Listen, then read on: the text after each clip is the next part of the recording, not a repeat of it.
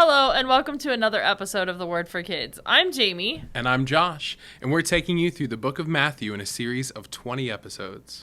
The last 2 episodes, we've been learning about Jesus' famous Sermon on the Mount.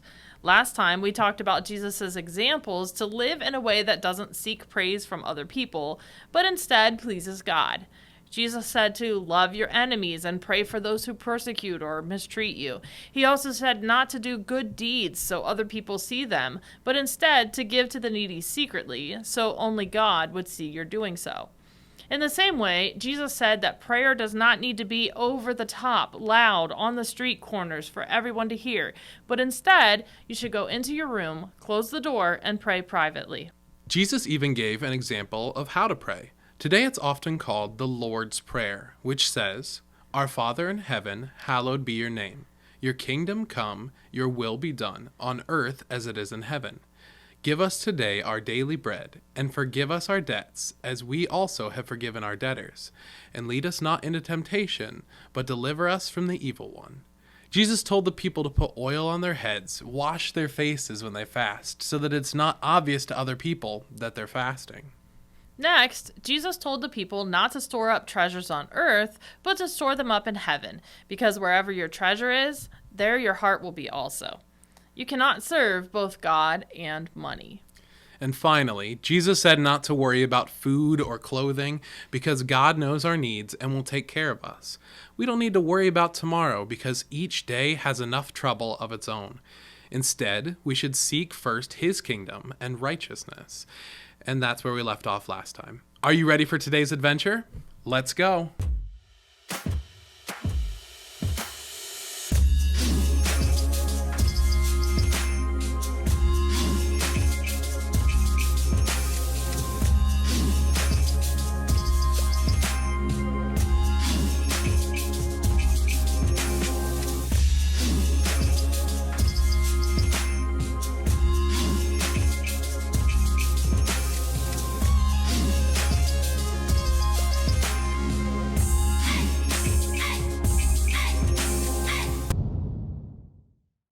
So we're still learning all about Jesus' Sermon on the Mount.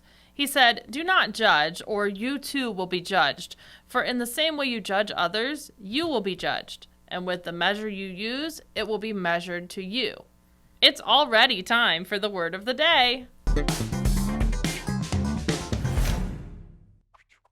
Hello again, Eugene here with another word of the day. Today's word is judge. To judge is to point out a mistake that somebody else made in a mean way. Judge. So as Jesus is talking about not judging others, he gives this example. Why do you look at the speck of sawdust in your brother's eye and pay no attention to the plank in your own eye? First take the plank out of your own eye, and then you will see clearly to remove the speck from your brother's eye. Of course, Jesus isn't talking here about someone literally having a chunk of wood in his eye. He's talking about the normal human reaction to forget or downplay the things we're doing wrong or that we struggle with, but instead notice and make a big deal of the things someone else is doing wrong. We need to take care to confess our own sins and work to do better before talking to someone else about their sins. Next, Jesus said, "Ask and it will be given to you. Seek and you will find. Knock and the door will be open to you. For everyone who asks receives. The one who seeks finds. And to the one who knocks, the door will be opened." We should make it clear here that Jesus was not saying that you can have anything you want by praying. God isn't a genie ready to grant all your wishes and desires. This has more to do with going to God for every need and fully trusting in Him to provide. Jesus said, "Which of you, if your son asks for bread, will give him a stone? Or if he asks for a fish, will give him a snake?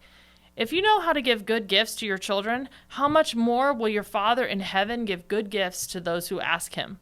While God doesn't just give us every toy or earthly thing we desire, God the Father does give us amazing gifts, far more valuable than the gifts we get wrapped up in packages from our parents here on earth. Jesus went on, "So, in everything do to others what you would have them do to you, for this sums up the law and the prophets. You may have heard this called the golden rule. While remembering every law and command can definitely get difficult, Jesus was saying just treat other people the way you'd want to be treated. If you always do that, you're likely following all the laws. Jesus spoke about the kingdom of heaven.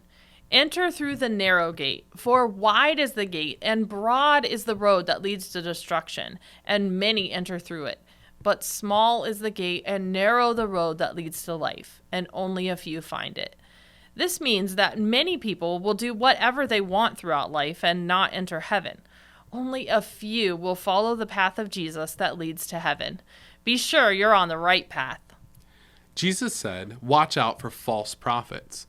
They come to you in sheep's clothing, but inwardly they're ferocious wolves. He was warning the disciples of tricky people who will pretend to follow God, but on the inside, they're evil and only trying to lead people away.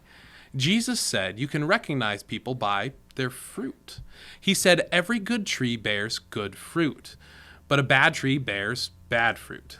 A good tree cannot bear bad fruit, and a bad tree cannot bear good fruit. Basically, how a person acts and what they do with their time and resources will show you who they are on the inside. Jesus said, not everyone who says to me, Lord, Lord, will enter the kingdom of heaven, but only the one who does the will of my Father in heaven. Above everything else, following God's will is most important, and that comes through having a real relationship with Jesus.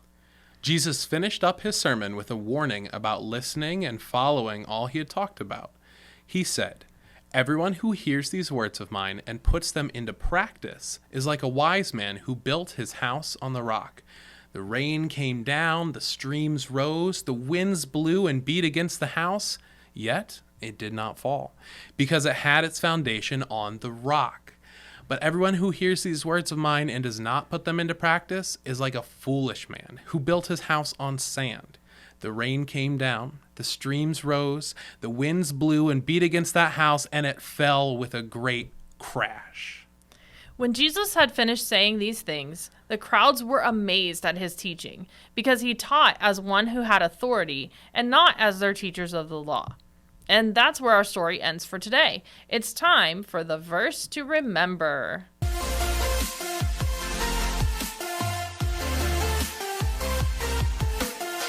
Today we are finishing up the Beatitudes with Matthew 5:11 through 12. Blessed are you when people insult you, persecute you, and falsely say all kinds of evil against you because of me.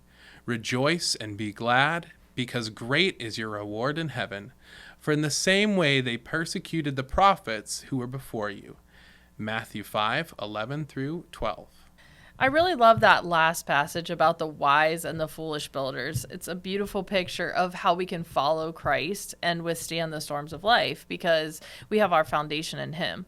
Foundation is what holds something up and supports it. So when our faith is in Jesus and we trust him completely and we live our lives the way he showed us to and follow God's will and direction, we have that strong foundation. So then when we go through storms or really difficult times in life that are scary or sad or just hard to handle, that foundation we have in Jesus is what keeps us standing. Yeah, that's really good. The thing that probably stood out to me the most about what we read today was the part about false teachers or wolves in sheep's clothing. I think it's really important for each of us to read from the scriptures, read from the word ourselves, and learn the truth that's in it so that when someone comes along who might not be saying the right thing, might not be leading us in a good direction, we know the truth. That's good. All right, well, that's all we have for this episode, and we're looking forward to seeing you again soon for another episode of The Word for Kids.